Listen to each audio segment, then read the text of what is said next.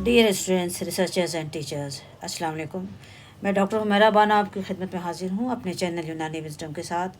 Friends, इससे पहले हमने बाइल पे कई लेक्चर्स किए। आज हम पढ़ेंगे सौदा के बारे में। सौदा रैंक्स आफ्टर बाइल, यानी कि जिसमें इंसानी में जो तमाम फ्लूइड हैं उसमें सबसे लास्ट में सौदा का जिक्र आता है। तो हम ये कह सकते हैं कि lowest level in the body fluid is the सौदा, because it's both properties are against of the blood property. हम जानते हैं कि खून का जो मिजाज है वो हार रतब है। खून का मिजाज हार रतब है,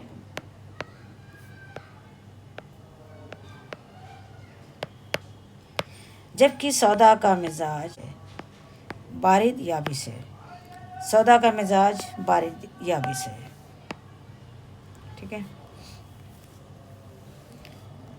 चलिए देखते हैं कि सौदा का स्पेसिफिकेशन क्या है। फ्रेंड्स, हम जानते हैं कि हर खिल्द के कुछ स्पेसिफिकेशन होते हैं, बल्कि हर खिल्द के 5 ही स्पेसिफिकेशन होते हैं, की पॉइंट्स होते हैं, जिस बेस पे हम उसके करैक्टरिस्टिक को डिफ़ाइन कर सकते हैं। तो पहला ये है कि हमारा जो सोर्स क्या है। किसी भी खिल्द के पैदा होने का जो सबसे अहम पॉइंट है वो है कि उसके ज़राए क्या हैं। तो ज़राए हमारे पास क्या है इसके, यानी वो फूड जिसको कोल्ड और ड्राई कहा जाता है, produce by the cold and dry foods या फूड स्टफ। तिब्बे यूनानी के लिहाज से वो ग़िज़ा जो कोल्ड और ड्राई कहलाती है वो इसका ज़रिया है, इसको प्रोड्यूस करने का ज़रिया है। दूसरा है कि active in cold and dry weather, वो कौन सा मौसम है, कौन सा क्लाइमेट है जिसमें सबसे ज़्यादा ये प्रोड्यूस होता है। ठीक है, तो यानी कि पहला जो हो गया ये हमारा ज़रिया हो गया। दूसरा हमारा मोटिवेट या कौन सा फैक्टर है, इन्फ्लुएंशियल फैक्टर जो होता है जो सौदा को प्रोड्यूस करता है या प्रोपेगेट करता है। तीसरा पॉइंट हमारा ये है कि produce in cold and dry age group, या जैसे ओल्ड एज ग्रुप में, यानी वो कौन से अबदान हैं जो सबसे ज़्यादा ससेप्टेबल होते हैं। तो वो ओल्ड एज ग्रुप है, या इंसान की वो तब्दीली, वो चेंजेस, वो सूए मिजाज जो ओल्ड एज से मिलती जुलती बन जाए, तो उसमें भी सौदा का प्रोडक्शन ज़्यादा होता है।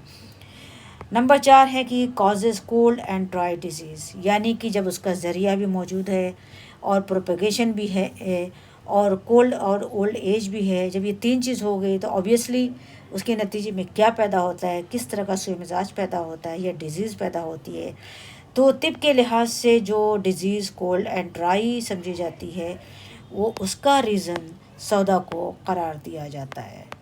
ठीक है, पांचवा है कि gets relieve by the contrary, means हार रतब फूड स्टफ्स और मेडिसिन, यानी जब ये इसका एक ज़रिया है, इसका एक जब फैक्टर है और इसका एक ससेप्टेबिलिटी है और इससे होने वाली कुछ बीमारियां या कुछ अमराज या पैथोलॉजिकल कंडीशंस हैं, तो उसको रिज़ॉल्व कैसे करना है। उसको रिज़ॉल्व करना है हमें उन अद्विया से, उन अग़ज़िया से जिनका मिजाज तिब के लिहाज से हार रतब करार दिया गया है। अब देखते हैं कि करैक्टरिस्टिक्स ऑफ सौदा क्या होता है। करैक्टरिस्टिक्स ऑफ सौदा किन बातों पर मुश्तमिल है। नंबर 1 ये है कि व्हाट सौदा does in the human body, यानी हम इससे पहचानेंगे कि सौदा जिसमें इंसानी में क्या करता है। ठीक है, दूसरा ये है कि इट इज़ नॉट अलोन और solitary in the body, it remains in the blood and body fluids in a composition. हम ये समझते आ रहे हैं अब तक कि ह्यूमर जो है यानी अखलाक जो हैं वो 4 हैं, लेकिन ये 4 जो है तादाद में नहीं है बल्कि ये कैटेगरीज़ में है। हर खिल्त अपने आप में एक कैटेगरी है। तो ये सौदा भी इसी तरह से सॉलिटरी नहीं है, अलोन नहीं है, बल्कि इसके अंदर बहुत सारे कंपोजिशन हैं जो एक रिसर्च का, तहकीक का उन्वान बन सकता है कि इसमें कौन कौन से कंपोजिशन आते हैं जिनको हम सौदा कह सकते हैं। ठीक है, ये उन्वान बन सकता है रिसर्च का इम्पोर्टेंट पॉइंट। ठीक है, इसके अलावा ये है कि एक्टिवली पार्टिसिपेट, यानी very important and basic function, जिसमें इंसानी के जो बिल्कुल बुनियादी फंक्शंस हैं, अफ़आल हैं, ये उनमें पार्टिसिपेट करता है, यानी कि ये जिसमें इंसानी की जो इब्तदाई बिल्कुल मराहिल होते हैं, ये इनको कंट्रीब्यूट करता है। तो चलिए देखते हैं कि ये कैसे उनको कंट्रीब्यूट करता है। पहला पॉइंट ये है कि it produces a specific thickness in the blood, allowing it to maintain normal या optimal time for nutrient delivery to the target destinations. यानी कि ब्लड जो हमारे बॉडी में सर्कुलेट करता है, रवां दवा है, उसके अंदर इतनी थिकनेस पैदा करना कि उसकी रवानी में यकसानियत रहे और वो अपने मकाम तक पहुंच जाए। उस न्यूट्रिशन को लेके जो न्यूट्रिशन उसको वहाँ पहुँचाना मकसूद है, यानी हमारा अगर ये सेल है, इसको जो न्यूट्रिशन चाहिए, तो ब्लड की रवानी इतनी मेंटेन रहे कि वो न्यूट्रिशन को लेकर के वहाँ तक पहुँच जाए।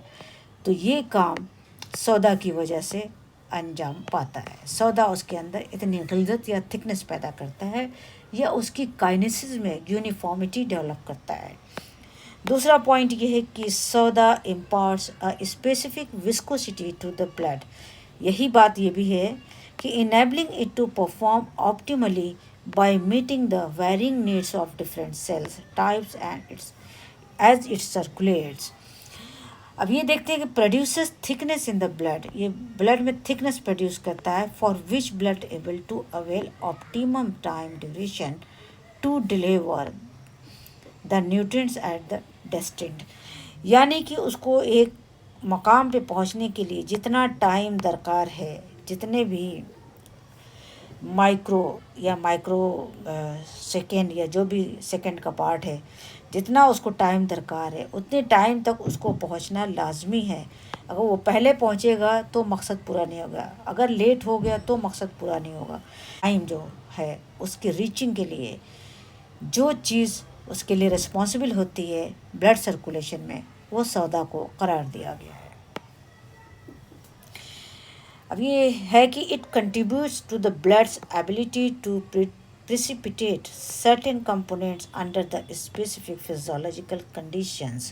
हम जानते हैं कि जिसमें इंसानी में बहुत सारे फिजियोलॉजिकल कंडीशन ऐसी है कि जहाँ उसमें ब्लड्स को जो है प्रेसिपिटेट होने की ज़रूरत पड़ती है या उनकी ये प्रॉपर्टी की ज़रूरत होती है। तो ब्लड के अंदर ये वाली प्रॉपर्टी भी जो होती है वो खिलते सौदा उसको अता करता है। It facilitates inter-organ adhesions and strengthens cell-to-cell connections। यानी कि ये सेल्स का जो है स्केलेटन तैयार करता है। देखा जाए तो सेल का ये स्केलेटन तैयार करता है, यानी उसका फ्रेमवर्क तैयार करता है और उसको एक सेल और दूसरे सेल के बीच में जो बॉन्डिंग होती है उसको स्ट्रॉन्ग करता है, यानी ये कनेक्टिविटी करता है। चाहे बाय द स्ट्रक्चर करता है या बाय द बॉन्डिंग इन्हांस करके करता है, इसके लिए हमें स्टडी की ज़रूरत है।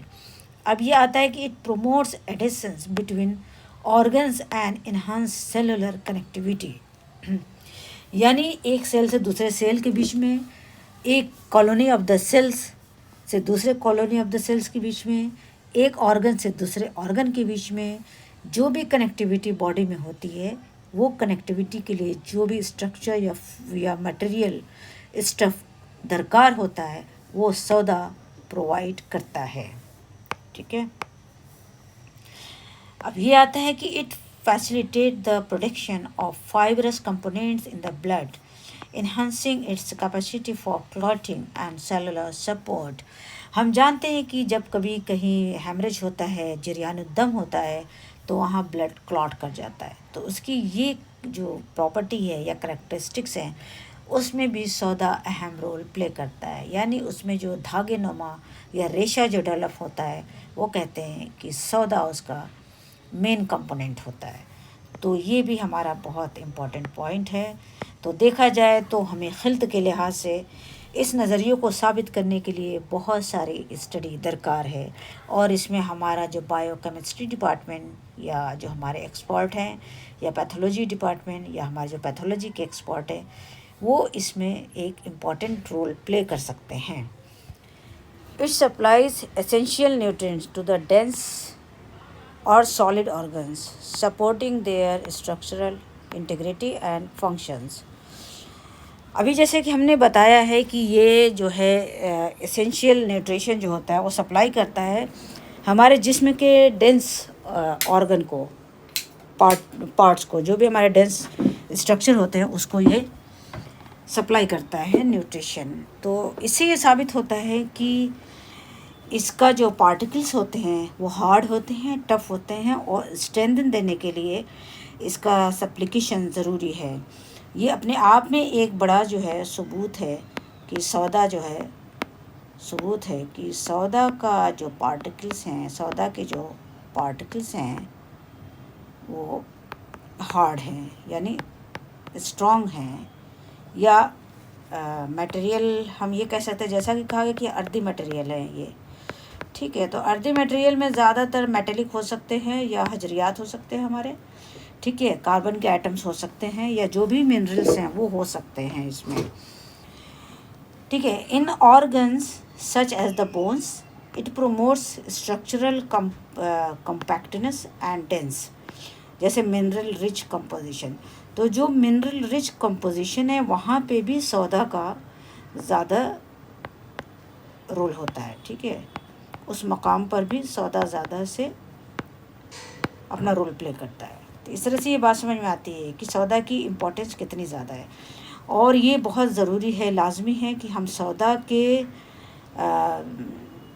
सारे रोल को क्लियरली पढ़ लें।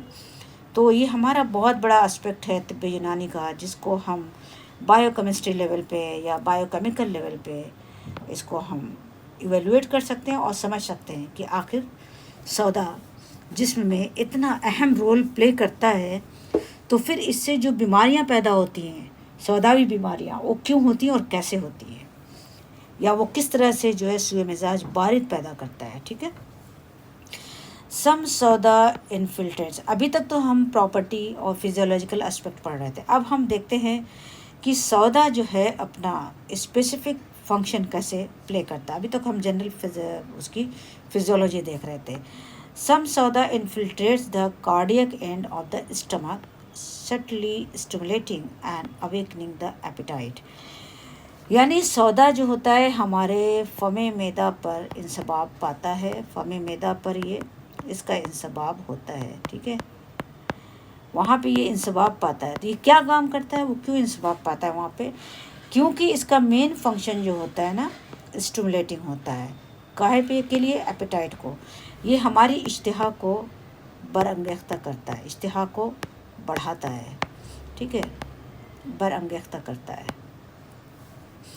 तो ये इसका मेन रोल है। अब देखिए तिब ने कितना खूबसूरत तस्करा इसके बारे में बयान किया है कि the cardiac end of the stomach plays a vital role in the meeting the body's nutritional needs, making a strong appetite essential for sustaining overall health। यानी हमारी बॉडी का जो ओवरऑल हेल्थ प्रोसेसेस है या उनकी कंडीशन है, overall health condition जो है वो किस पे डिपेंड करती है, हमारे स्टमक के कार्डियक एंड पे, क्योंकि वहाँ पे सौदा इन्फिल्ट्रेट होता है और हमारी इश्तिहा को बरअंगेख्ता करता है, ठीक है। आगे इसी के बारे में देखते हैं कि सौदा infiltrate over the cardiac end of the stomach, tickling it to readiness it for the tasting of food, allowing it to get it in and along it cardiac end of the stomach requires some tannin essence too. So sauda is the only part of the fluid that serves the body the both functions in the stomach। तिब का ये concept है कि अगर सौदा इंसबाब पाता है फमे मैदा पर, ठीक है, तो फमे मैदा बहुत सेंसिटिव होता है, सबसे सेंसिटिव पार्ट होता है। ये टिकलिंग करता है, यानी कि दगदगा देता है, जैसे कि हम बघार लगाते हैं किसी चीज़ में तो उसका एसेंस जो होता है पूरे में फैल जाता है, या जो उसका फ्लेवर आता है वो सब में फैल जाता है। तो ये फ्लेवरिंग करता है हमारे cardiac end of the stomach को, और वहाँ से हमारी इश्तिहा जो है वो ताज़ा होती है, बरअंगेख्ता होती है। लेकिन तिब का ये भी कॉन्सेप्ट है कि खाली अगर इश्तिहा को ही बढ़ाना मकसूद होता तो फिर सौदा का खाली एक ही प्रॉपर्टी होती, लेकिन ऐसा नहीं है। इश्तिहा के साथ साथ हमारे स्टमक के अंदर सिक्वेड पैदा करने की ज़रूरत होती है। हमारे स्टमक के अंदर अगर हमारे अंदर रीजेस पैदा करने की, सिक्वेड पैदा करने की ज़रूरत होती है, क्योंकि अगर इसके अंदर जो है ये सिक्वेड पैदा नहीं होगी तो ये जो है हमारे स्टमक में जो है हमारा फूड इतनी देर तक नहीं रुकेगा जितनी देर उसका रुकना ज़रूरी है, लाजमी है। इतनी देर तक उसका वहाँ पे रुकना जो है नहीं हो पाएगा, मुमकिन नहीं होगा, ठीक है।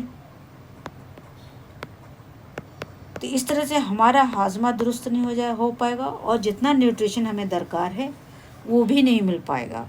तो इसलिए तिब का ये कॉन्सेप्ट बड़ा इम्पोर्टेंट है, ठीक है, कि इसमें उसके जो है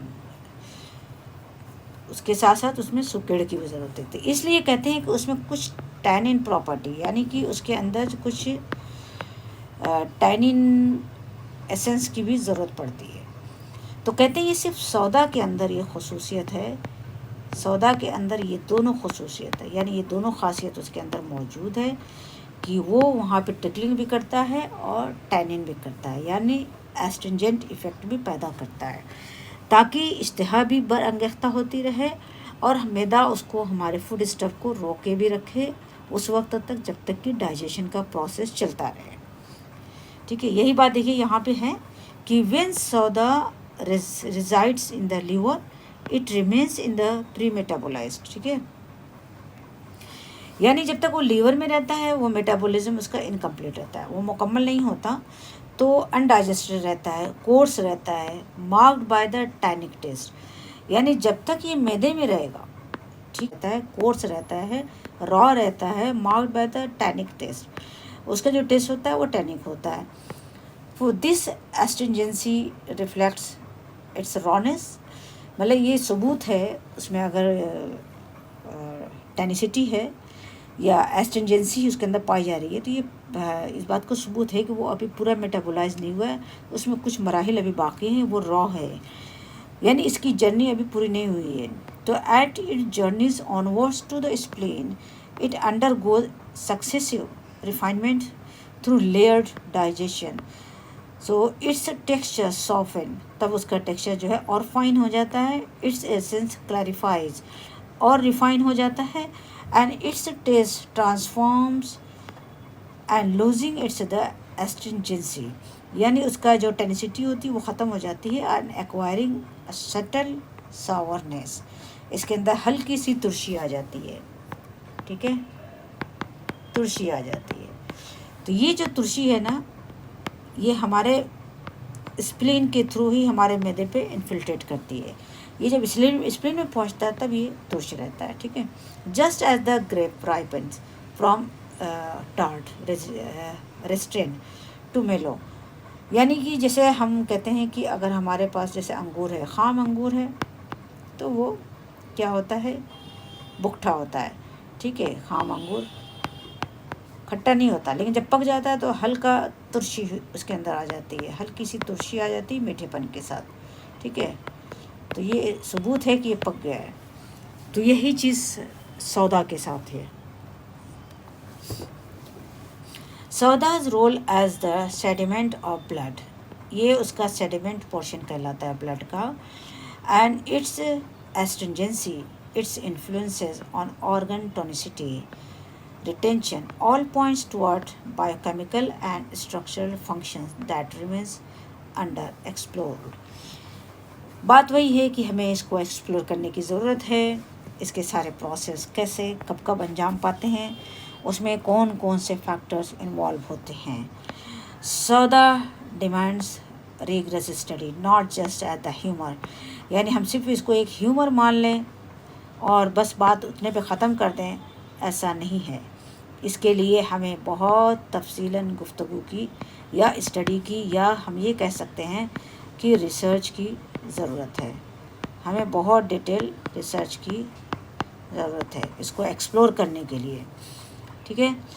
but as a principle of the biological grounding, maturation and containment, ठीक है, यानी इतनी सारी चीज़ें इसके अंदर हैं, सौदा के अंदर इतनी सारी चीज़ें हैं कि उस पर एक डिटेल रिसर्च की ज़रूरत है ताकि ये जाना जाए कि उसमें प्रोसेस क्या क्या है और उसके बायोलॉजिकल ग्राउंड क्या है, मैचुरेशन कैसे होता है और उसके क्या क्या कंटेनमेंट्स हैं और किस तरह से वो अपने टेस्ट को चेंज करता है और किस पर्पज़ से करता है। Indeed, soda carries tannin essence that uphold the tonicity of the stomach, enabling it to retain food for the desirable duration until digestion is properly fulfilled. In this way, soda does more than merely arouse appetite. It fortifies the stomach's capacity to hold and govern the food, sustaining its presence until the body is ready to transform it. वही बात जो अभी हमने ज़िक्र किया कि इसको ज़रूरत है रिसर्च करने की, क्योंकि उसकी ये प्रॉपर्टीज़ हैं और ये काम वो अंजाम देता है। तो जब इतने काम अंजाम देता है तो ऑब्वियसली हमें इस पे तहक़ीक़ की बहुत शदीद ज़रूरत है, तहक़ीक़ की शदीद ज़रूरत है तिब्बे यूनानी के लिहाज से भी और मॉडर्न पैरामीटर्स पे। ठीक है, सेडिमेंटेशन बाय द डिस्प्लेसमेंट। अब ये कहा जाता है, देखिए इसकी ये थोड़ी सी इसकी बायोकेमिकल एस्पेक्ट इसका यहाँ बताया जा रहा है और ये इब्न नफीस के हवाले से ही है कि इसका सेडिमेंटेशन क्यों होता है। लोग सवाल करते थे उस ज़माने में ना कि अगर ऐसा है तो ये क्यों तहनशीन होता है।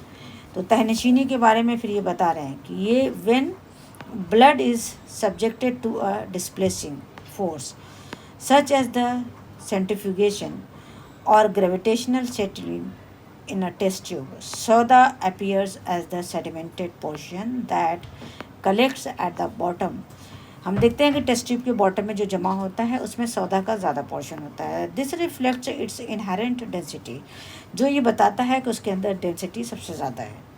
अर्थ लाइक नेचर, उसका जो अर्दी मटेरियल उसके अंदर है, aligning with the classical description of its grounding quality. हमें बताया गया है कि सौदा जो है सबसे सख्त है और सबसे जो हार्ड एंड टफ हमारे जो ऑर्गन्स हैं उसका ये न्यूट्रिएंट सप्लाई करता है, जो कनेक्टिविटी को मेंटेन करता है, ऑर्गन्स को जोड़े रखता है, उनके बॉन्डिंग को स्ट्रॉन्ग करता है। तो ये सारे करेक्टरिस्टिक इस बात का सबूत हैं कि उसका मटेरियल टफ है और उसके अंदर जो है सर्कल ज़्यादा है। तो यही बात तिब्बी भी कही है और ये बायोकेमिकली जो हम टेस्ट ट्यूब में देखते हैं तो उसमें भी हम पा रहे हैं यही चीज़।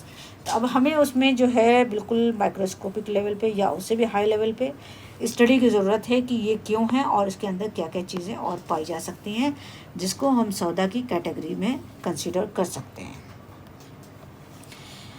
अब देखते हैं कि एलिमेंटल डिफरेंशिएशन थ्रू कंबशन क्या क्या होता है। कि सौदा can not be fully separated into its elemental constituent by simple means. The earthy elements it contains, according to the classical theory, require passage through successive stages of the combustion or oxidative breakdown. हमने भी पढ़ा कि जब ये मैदे पे होता है तो तुर्श होता है, लेकिन हम ये कहते हैं कि फूड स्टफ जो होता है उसका सोर्स है ये जो डाइजेस्ट होकर लीवर में पहुंचता है, लेकिन जब लीवर में पहुंचता है तो बुकठा होता है, यानी वहाँ तुर्श नहीं होता। तो यानी वो कई सारे मराइल से पास होकर के जब वो फाइनल मराइल में वहाँ पहुँचता है स्प्लेन में तो वो तुर्श हो जाता है और उसको वही रिक्वायरमेंट है उसकी, क्योंकि उसको मैदे पे इसी तरह से काम अंजाम देना है। ठीक है, तो through this process one can observe the transformation of its components, revealing an abnormal form of the soda, an oxidized variant, altered form, its natural state, and this form is not the healthy functional soda but degraded residue, potentially linked to the pathological state.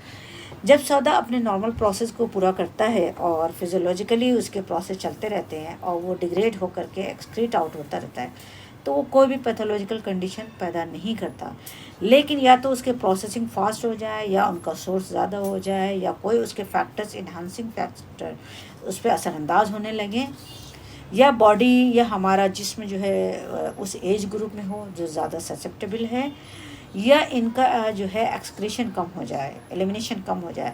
तो ये तमाम सूरत हाल जो होती है सौदा को inside the collect करने लगती है और फिर वो एबनॉर्मल फॉर्म में तब्दील होने लगते हैं।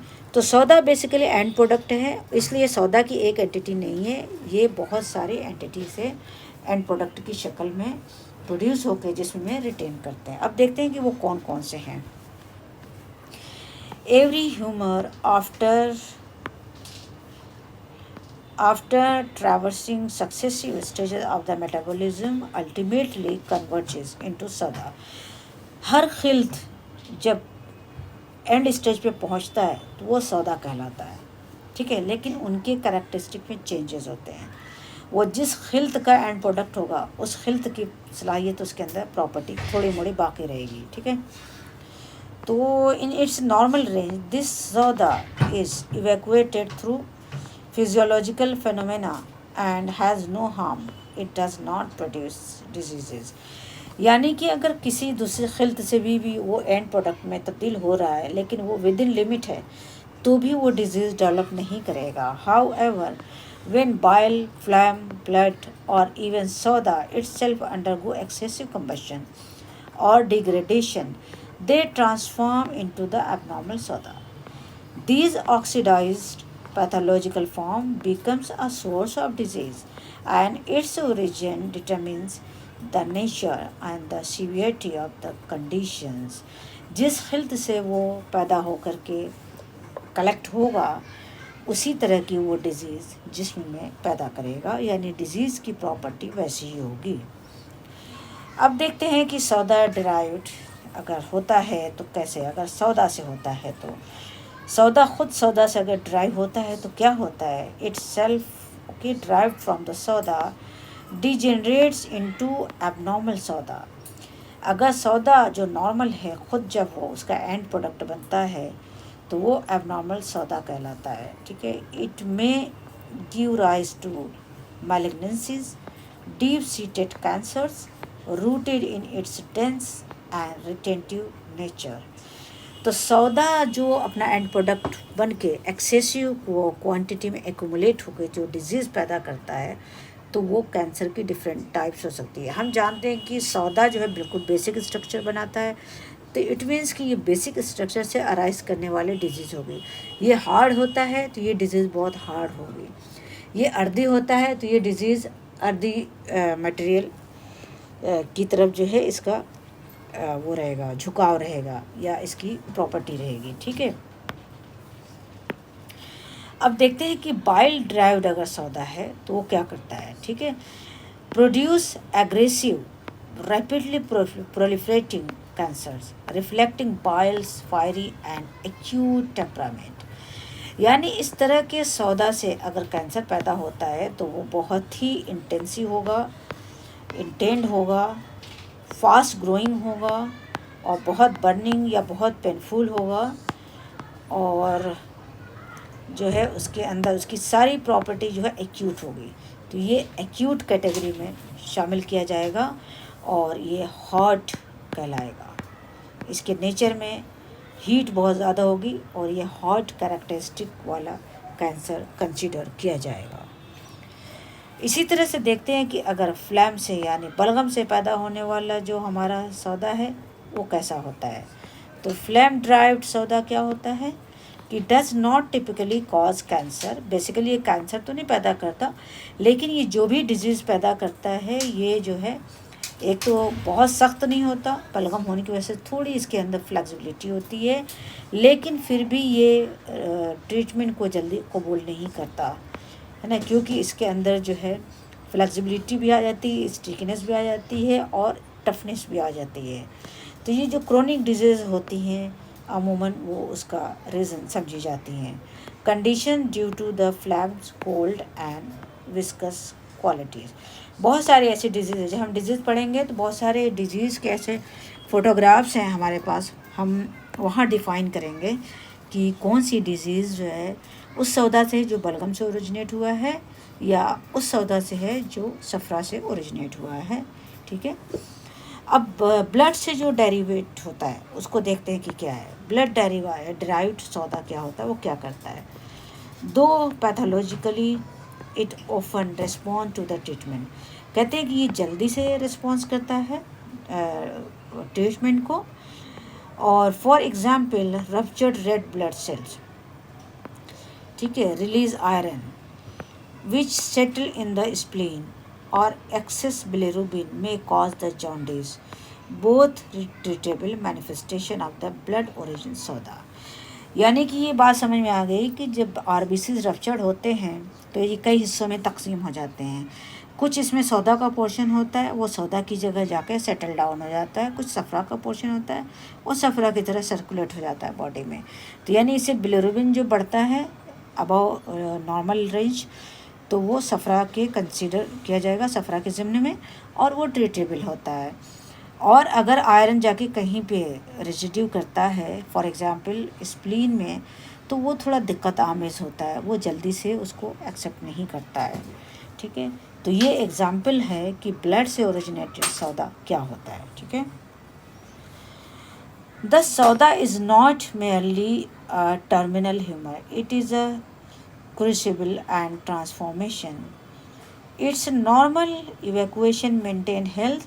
Its normal accumulation shaped by its origin and influenced by the other factors becomes a seed bed of diseases. Each variant carries its own therapeutic challenges and demanding tailored intervention. यानी हर सौदा अपने आप में माना जाता है, खिल्त का ट्रांसफॉर्मेशन फॉर्म मानी जाती है, एंड ट्रांसफॉर्म में हो जाता है, ठीक है। अगर ये इवेकुएट होते रहते हैं तो ये डिजीज़ नहीं पैदा करते, लेकिन नहीं इवेकुएट होते हैं तो ये डिजीज़ पैदा करते हैं। और ये seed bed of the disease के तौर पे कंसीडर किए जाते हैं, और इसका हर वेरिएंट जो होता है अपने अलग टाइप से अपने डिजीज़ ट्रीटमेंट को भी उसी तरीके से रिस्पॉन्ड करता है, उसी तरह की डिजीज़ को डेवलप करता है। तो अकॉर्डिंगली हमें जो लाइन ऑफ ट्रीटमेंट है वैसी बनाने पड़ते हैं, और यही तिब का बेसिक कॉन्सेप्ट है। By the Ibn Nafis mention it is evident from the research that sauda is sour. Sour things always trickle over the stomach, causes enhanced appetite whenever decreasing infiltration of the soda over the stomach decreases the appetite. In the same form, outside supplement of the sour item usually enhance the appetite. इब्न नफीस का ये कहना है कि ये research से तहकीक से साबित हो चुका है, यानी इब्न नफीस ने इस चीज़ को ऑब्ज़र्व किया है या रिसर्च की होगी, तभी तो उसने ये बात कही है कि हमने तहकीक से ये बात साबित की है, ये साबित हुआ है कि सौदा जो होता है ना उसमें सावरनेस होती है, इसकी वजह से ये टिकलिंग इफ़ेक्ट करता है, दगदगा पैदा करता है स्टमक पे, और इसकी वजह से हमारी जो इश्तहा होती है वो बढ़ती है। और ये देखा गया है कि जब हम कभी सप्लीमेंट बाहर से भी कोई सावर चीज़ों के लेते हैं तो उसका भी यही फंक्शन होता है। तो इस तरह से इन लोगों ने इसके नेचर को पहचाना। सौदा का कॉन्सेप्ट कंप्लीट हो गया है। इसी के बाद हम अब ख़त्म करते हैं। आप तमाम लोगों से गुजारिश है कि चैनल को देखें, और ओके बाय, अल्लाह हाफिज़।